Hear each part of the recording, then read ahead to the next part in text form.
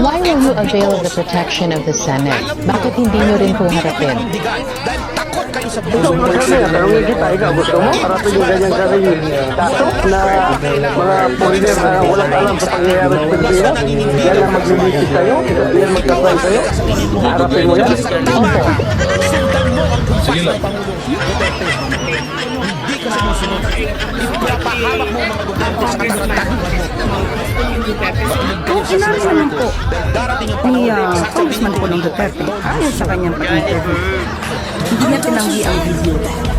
Paano ipapahid ng Vice Presidente ang ginawang ito ng kanyang kapatid sa Pangulo at sa administrasyon? Former President Rodrigo Duterte, rotting in ICC custody, grimaces as his son, Paolo Pulong Duterte, crashes into scandal. Nagbayad na ng retainers ng lawyer's fee? Umatras kayo? Bakit kayo umatras? Kung talaga gusto niyong labanan ng mga bangag, kung gusto niyong